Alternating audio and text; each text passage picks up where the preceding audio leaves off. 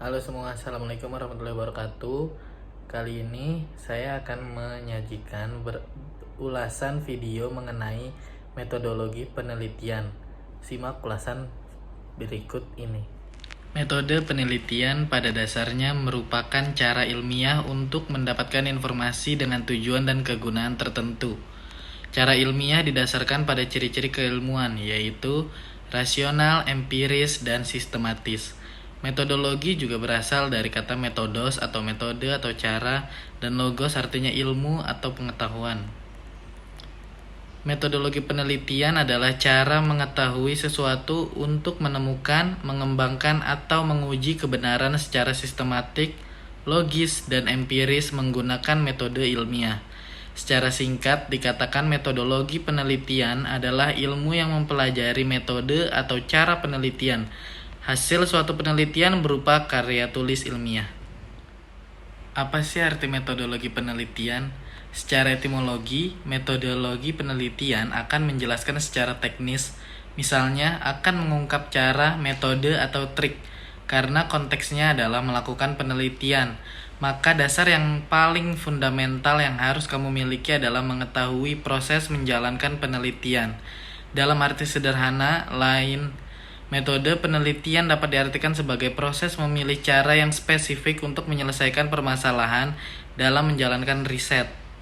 Selama menjalankan riset membutuhkan waktu yang panjang, maka diperlukan yang namanya cara yang lebih sistematis.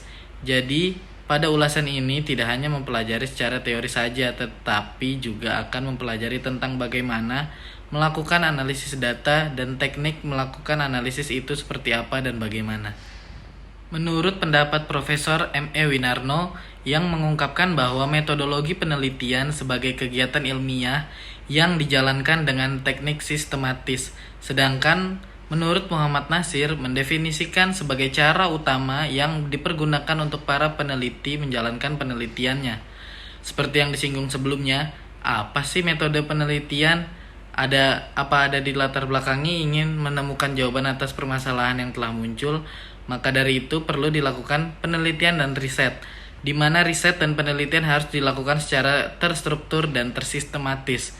Itu sebabnya di dalam menjalankan penelitian maupun riset, seorang mahasiswa atau peneliti harus mengikuti kaidah penelitian yang sistematis.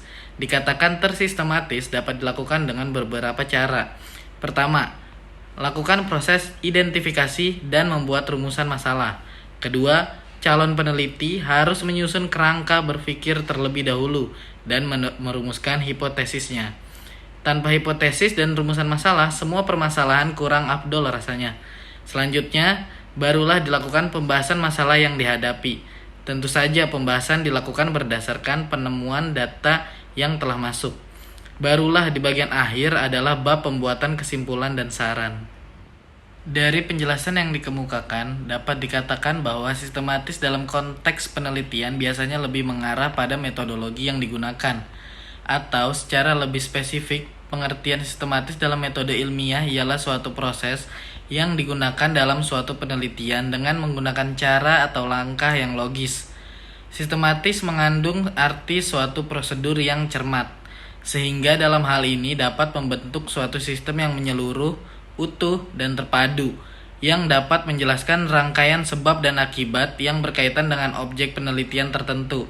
Adapun pembentukan sikap atau pemikiran yang sistematis dapat dipengaruhi oleh beragam faktor, di antaranya yaitu karakter, pendidikan, lingkungan, pengalaman, dan masih banyak yang lainnya. Klasifikasi penelitian. Klasifikasi penelitian sendiri terdiri atas 3, yaitu ada pendekatan, metode, dan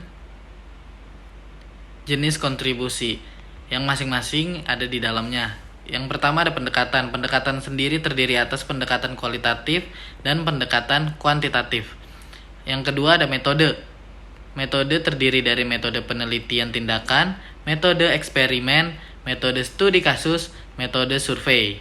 Yang terakhir ada jenis kontribusi.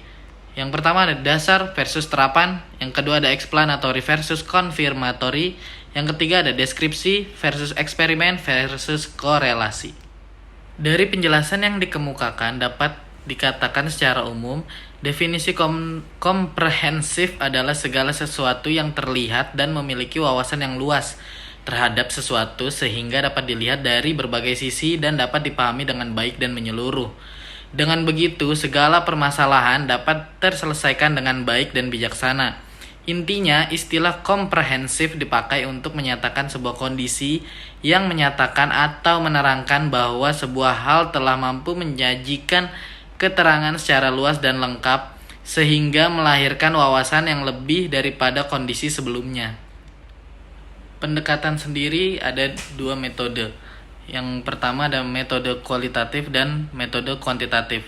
Metode kualitatif sendiri yang merupakan metode riset yang memberikan penjelasan lebih analisis dan bersifat subjektif.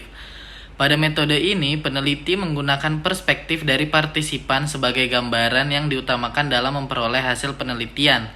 Pada metode kualitatif, biasanya menggunakan teknik penelitian berupa observasi, eksperimen, dan wawancara terbuka. Jika pada metode kuantitatif datanya bersifat angka atau skala, pada kualitatif datanya dapat berupa pendapat atau hasil pencatatan di lapangan. Selanjutnya ialah metode kuantitatif.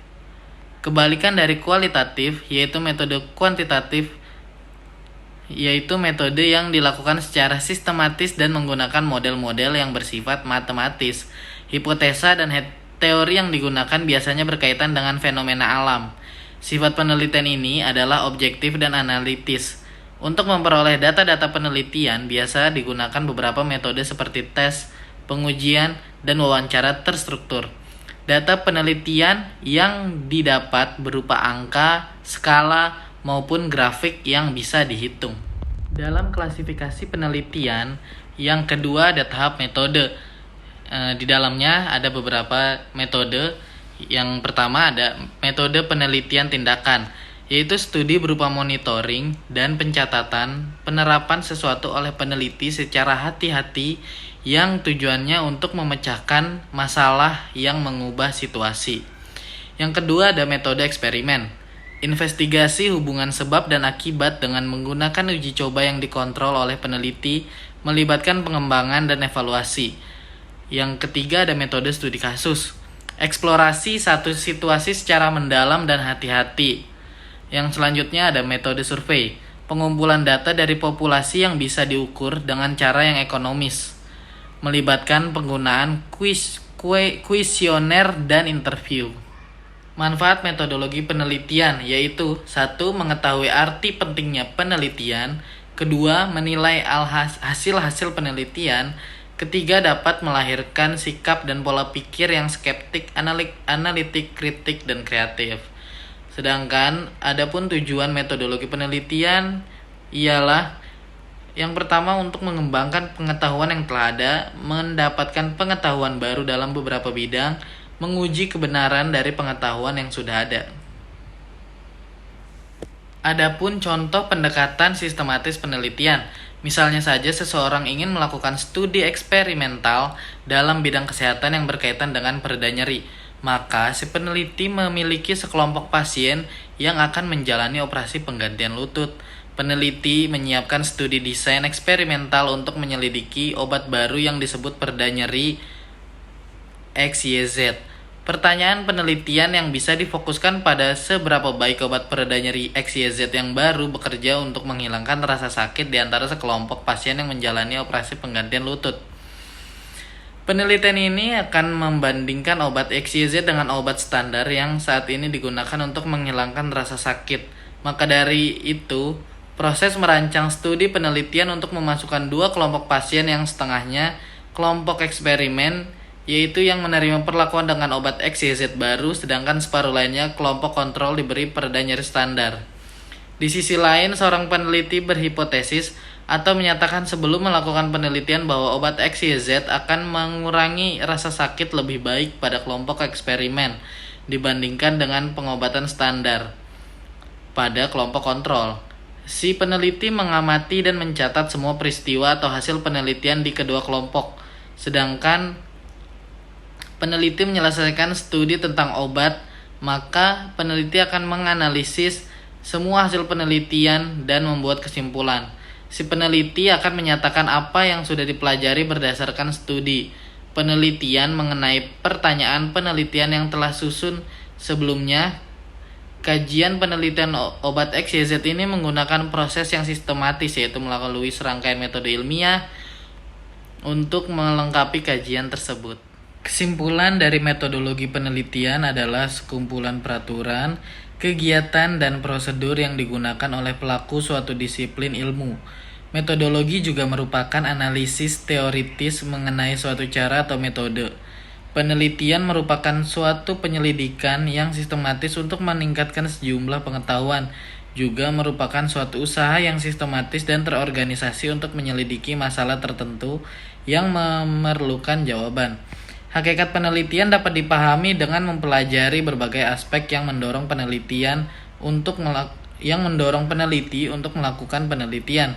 Setiap orang mempunyai motivasi yang berbeda, di antaranya dipengaruhi oleh tujuan dan profesi masing-masing.